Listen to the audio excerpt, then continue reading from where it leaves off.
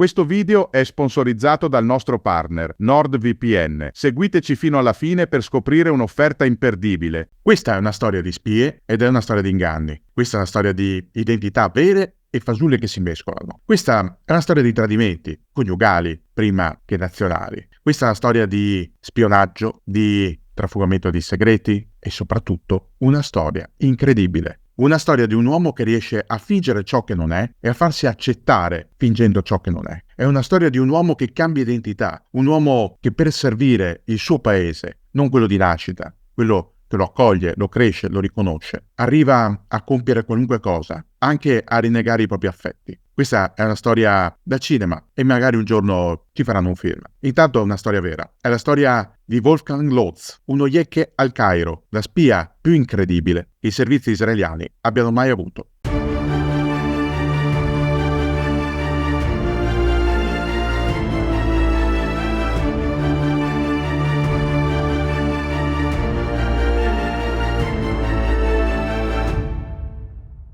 Sapete perché lo definisco la spia più incredibile che gli israeliani abbiano mai avuto? Per una questione molto semplice. Wolfgang Lotz, per una certa parte della propria vita, è riuscito a fingersi un ex ufficiale della Wehrmacht. E voi direte, il cognome Lotz è tedesco, il nome Wolfgang è tedesco. Sì, avete ragione. Wolfgang Lotz era uno Yecche, cioè un ebreo cresciuto nella società tedesca. Era nato in Germania prima dell'avvento di Adolf Hitler, a Mannheim, figlio di una donna ebrea, Elene, e di un gentile, cioè di un tedesco non ebreo, Hans Lotz, un regista teatrale. La sua famiglia era una famiglia abbastanza particolare, perché nessuno dei due genitori badava granché all'educazione religiosa, motivo per cui non solo Wolfgang Lotz non frequentava né la chiesa né la sinagoga, ma non era nemmeno circonciso. La madre non aveva voluto e questo piccolo particolare avrebbe giovato moltissimo, molti anni dopo, alla sua carriera di spia. Un ebreo non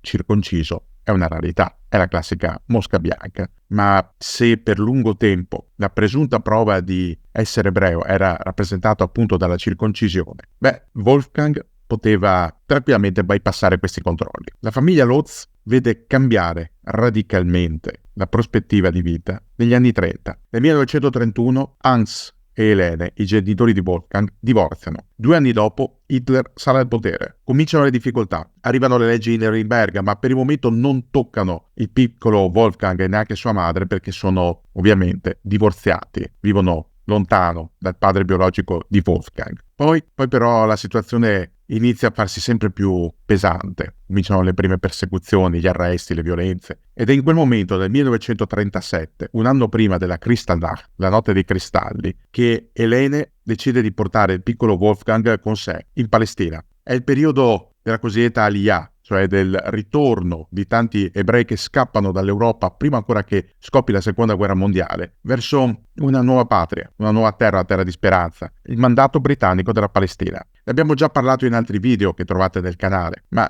in quel periodo la Palestina rappresenta una terra promessa e anche un'occasione di ripartenza. Arrivato in Palestina all'età di appena 16 anni, Wolfgang cambia vita. È il primo dei suoi grandi cambiamenti. Cambia addirittura nome. Non vuole più farsi chiamare con quel nome tedesco, non gli piace. Decide di farsi chiamare Zeev Gurarieh, è il suo nuovo nome. Così viene registrato all'anagrafe. E con quel nome si arruola nell'Haganah, le prime forze di autodifesa del futuro Stato di Israele. Wolfgang decide di impegnarsi per garantire la sicurezza non solo di sua madre, ma anche degli altri coloni che vivono nei primi kibbutz. D'altronde gli anni 30 sono anni tumultuosi anche nel mandato di Palestina, avvengono alcuni pogrom che sono sostanzialmente propugnati dal Gran Mufti di Gerusalemme. Di lui abbiamo già parlato in un altro video che trovate nel canale. Wolfgang, anzi Zeev, si addestra nell'uso delle armi, diventa un buon combattente, ma scoppia la guerra, quella vera, in Europa, 1939. Lui, registrato come residente in Palestina, è chiamato alle armi come suddito dell'impero britannico. Non è più un cittadino tedesco. Viene reclutato dalla Royal Army e spedito inizialmente in Egitto.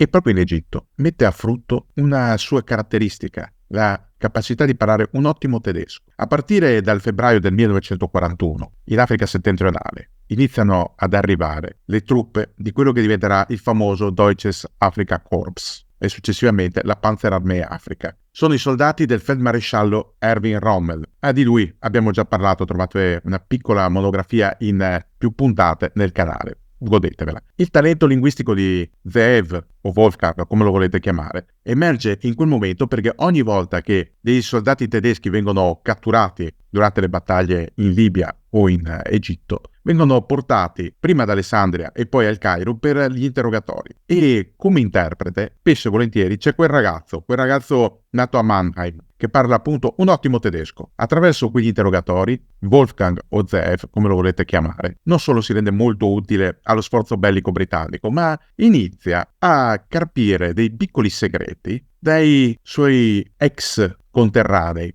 da quelli che sono diventati suoi nemici, che parlano la sua stessa lingua. Comincia ad avere dettagli delle loro vite, le vite civili. Comincia anche a conoscere le varie unità impegnate nel conflitto a loro disposizione e soprattutto quelle piccolezze, le amicizie che nascono, il cameratismo, i dettagli, le partite a carte sotto le tende, le arrabbiature, le amicizie che sorgono, i litigi, tutti piccoli dettagli di vite di altre persone che poi gli risulteranno ulteriormente utili. Finisce la guerra, 1945. Zeev è congedato, torna a casa, ma per lui è ancora tempo di combattere. Tra il 1948 e il 1949 Israele combatte la sua prima guerra di indipendenza. È una guerra aspra, è una guerra molto dura, è una guerra che vede atrocità da ambo i lati, sul lato israeliano e sul lato arabo. Una guerra sporca. Zeev Gurarie, ormai si fa chiamare solo così, fa carriera nella Haganah e nelle IDF, diventa capitano, combatte nel saliente di Latrun, una delle zone peggiori in cui combattere, ne emerge vivo e decorato.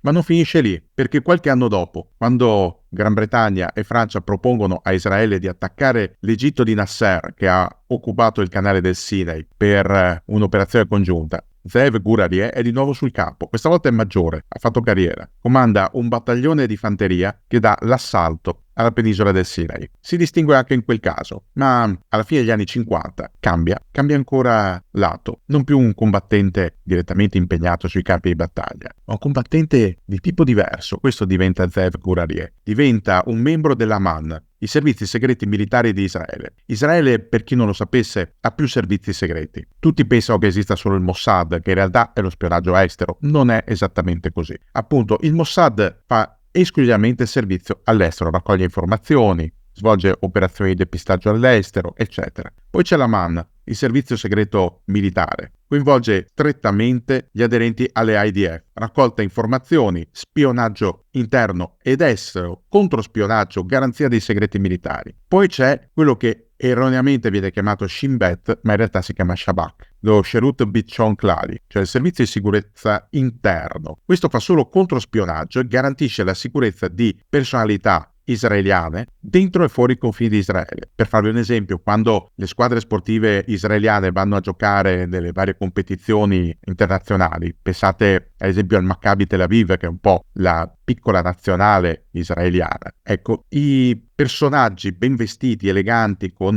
gli occhiali scuri e l'auricolare che li seguono, non sono del Mossad, sono dello Shabak. E poi c'è un ultimo ufficio che ha un nome molto lungo e complesso, che non sto qui a ripetervi, che si occupa sostanzialmente dei paesi che perseguitano gli ebrei per ragioni etniche o religiose. Ebbene, come si diceva, Zeev Gurarie si fa trasferire all'Aman e l'Aman lo sfrutta la sua ottima capacità di soldato e le sue conoscenze. Lo manda ad esempio in Europa. Perché in Europa? Perché Zeev è uno Yeke, è un ebreo nato e inizialmente cresciuto in Germania. Può naturalizzarsi, può mimetizzarsi, può costruirsi un background utile per altre missioni, fingersi ciò che non è. È una tecnica comune degli servizi israeliani che possono contare su un'ampia gamma, un ampio ventaglio di soluzioni, di personaggi che possono diventare ora inglesi, americani, russi, polacchi, tedeschi, italiani, spagnoli, un po' tutte quante le etnie caucasiche. E in alcuni casi, pensiamo ai Falasha, possono anche impersonare leader africani. Zeev Gurarie si trasferisce per qualche tempo in Francia con la famiglia, la moglie, una israeliana che ha sposato e di cui è seriamente innamorato, ha avuto anche dei figli da lei. Successivamente si sposta in Germania e, mentre viaggia verso la Germania, incontra un'altra ragazza, una donna che non è ebrea, è una ragazza tedesca cattolica. Se ne innamora rapporto ai suoi superiori, che inizialmente non sono esattamente entusiasti di questa sua scelta, ma la capiscono, anzi lo incoraggiano perché capiscono che la possibilità di avere una moglie non ebrea potrebbe essere utile alla sua futura copertura all'interno di una missione da svolgere in terreno nemico. Il terreno nemico scelto è l'Egitto. L'Egitto, a partire dalla metà degli anni 50, è diventato uno stato particolarmente ostile a Israele. L'ascesa di Gamal Abdel Nasser, il leader degli ufficiali liberi, che ha spodestato Re Farouk e ha trasformato l'Egitto da una monarchia a una repubblica di stampo socialista, ha elevato il paese dei faraoni a nemico numero uno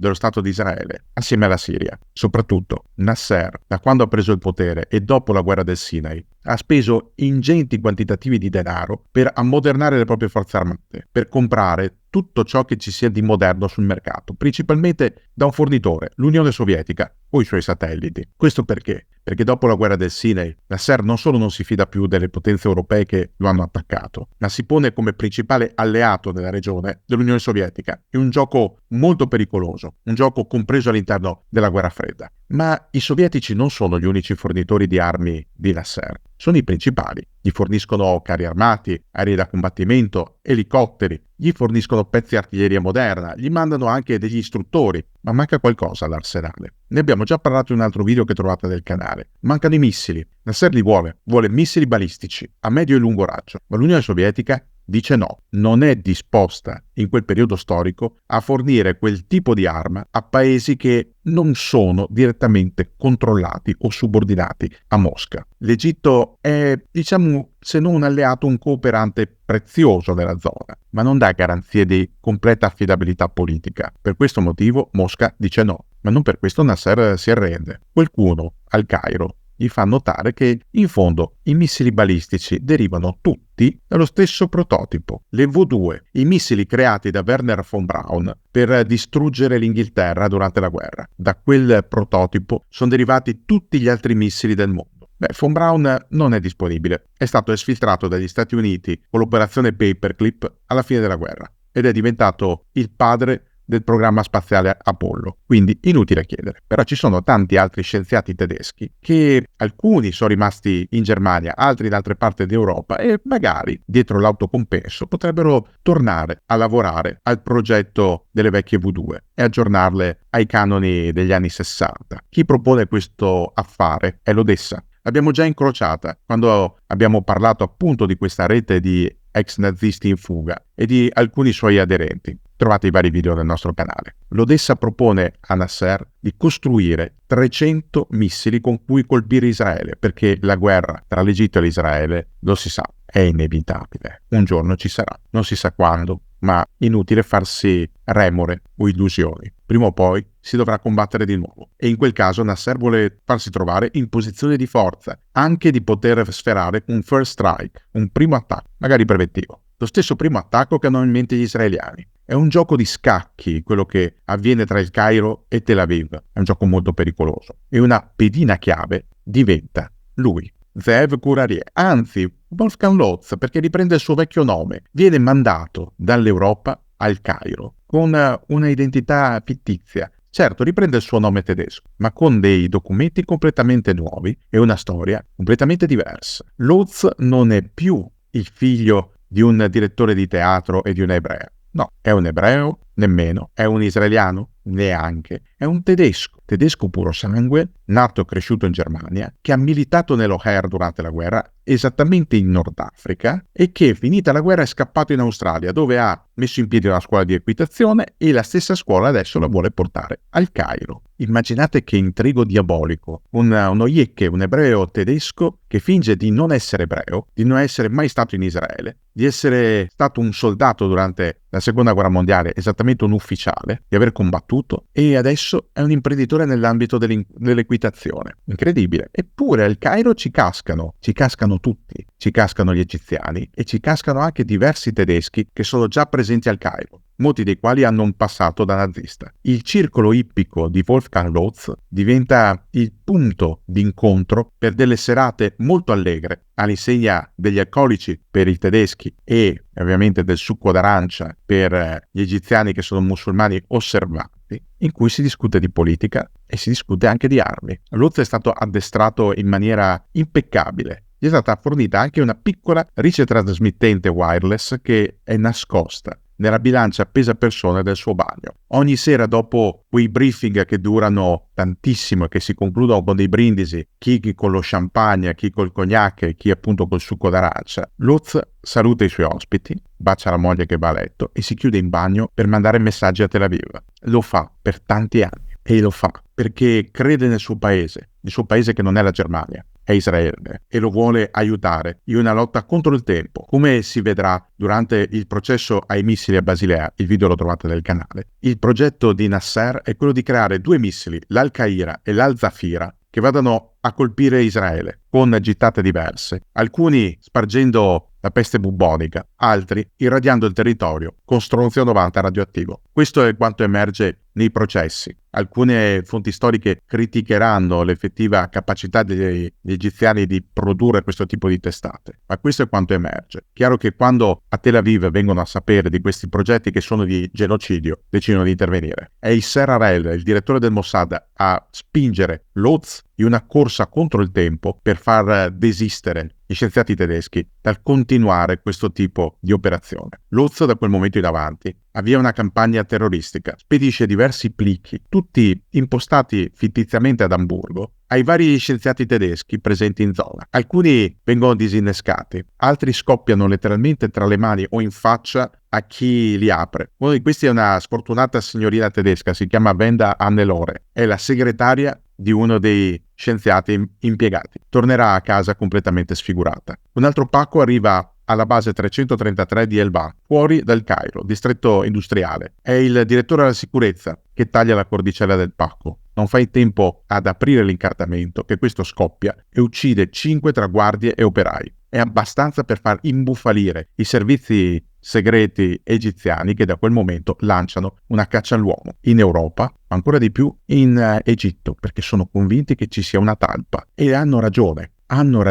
perché effettivamente Wolfgang Lutz continua a mettere a rischio la propria copertura, mandando quei pacchi finché gli scienziati non iniziano ad andarsene uno dopo l'altro. Ma a rovinare definitivamente Lutz è un'altra spia israeliana, si chiama Eli Cohen, opera da Damasco e si fa smascherare dai siriani. Viene sorpreso Cohen mentre maneggia un apparecchio wireless identico a quello di Lutz, un apparecchio che viene studiato dai consiglieri militari e di spionaggio sovietici e che porta gli stessi consiglieri al Cairo con delle tecniche di triangolazione per scoprire da dove partano i messaggi a onde corte. Il 22 febbraio del 1965 la polizia egiziana fa irruzione nel circolo ippico di Wolfgang Lutz. Inizia la perquisizione. In bagno, dentro la bilancia, trovano quella radiospia, ma nessuno sospettava ancora di lui. Sono gli stessi egiziani a restare sorpresi e a non capire. Com'è possibile? Quell'uomo, quel tedesco, quel nazista, come fa a spiare per gli israeliani? La moglie di Lutz, la seconda moglie, la tedesca, sapeva già che il marito era una spia, ma era convinta che lavorasse per la NATO ed è lei stessa a dire agli egiziani che il marito è sì una spia,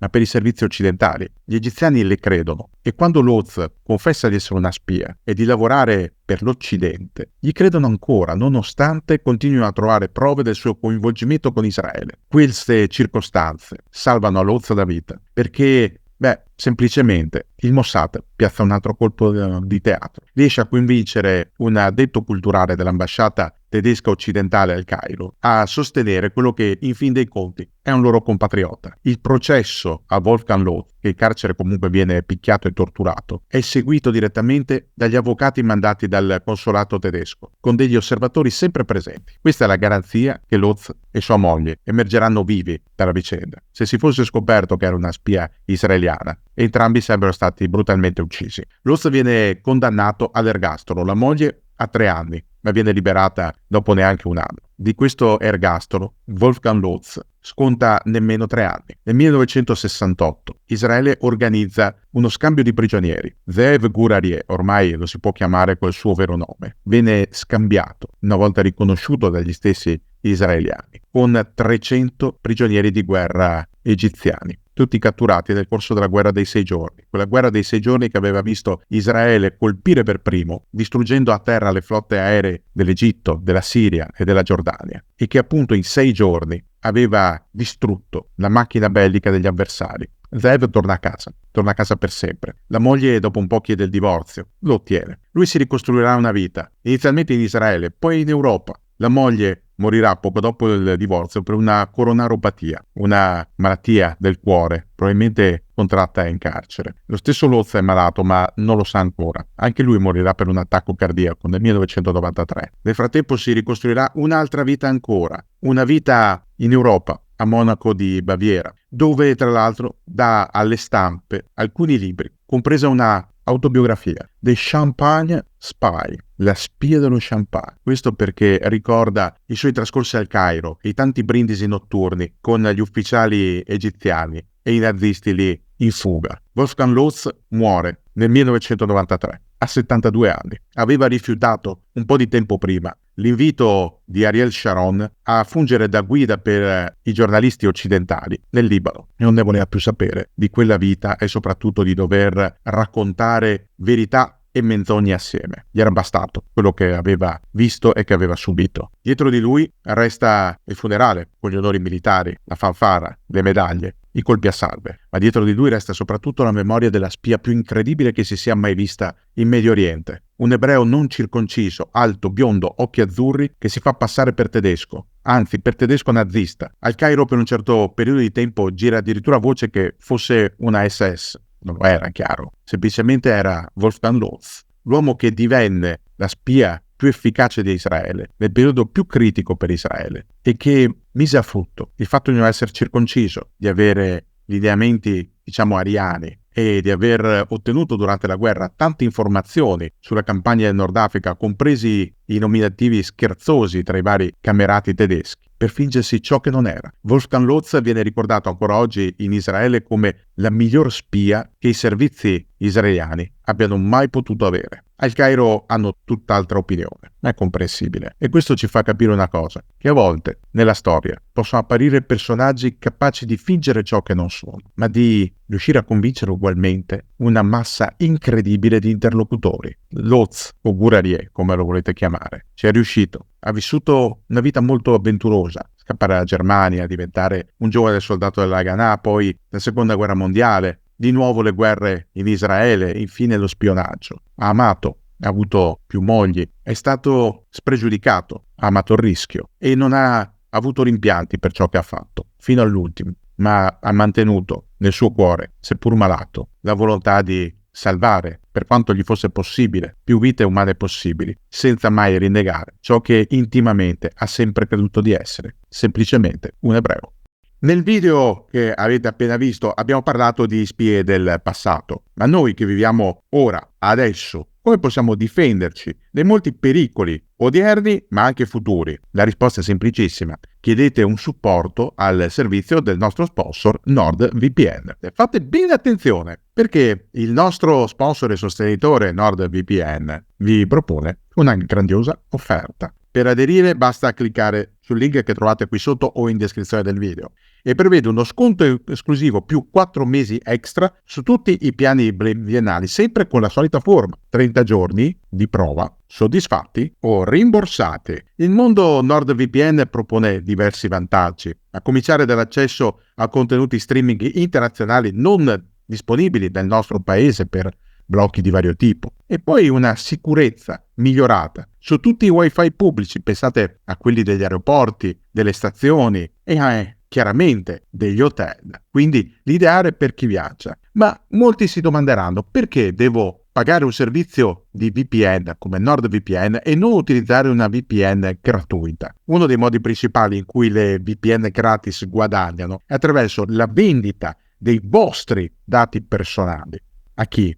Ai broker. Le aziende pubblicitarie acquistano poi questi dati per scoprire di più sulle abitudini d'acquisto degli utenti, così da rendere più efficaci le proprie campagne che vanno a vostro scapito. L'esatto contrario di NordVPN, che ha un prezzo decisamente ragionevole, anzi molto conveniente, vi dà la sicurezza di poter navigare in totale tranquillità, al riparo da curiosi, da spioni, come a volte ne incrociamo nei nostri video, o da malintenzionati, con la possibilità di accedere a contenuti validi in tutto il mondo e con la piena garanzia. Soddisfatti o rimborsati? Beh, cosa volete di più? Ah, non lo so io.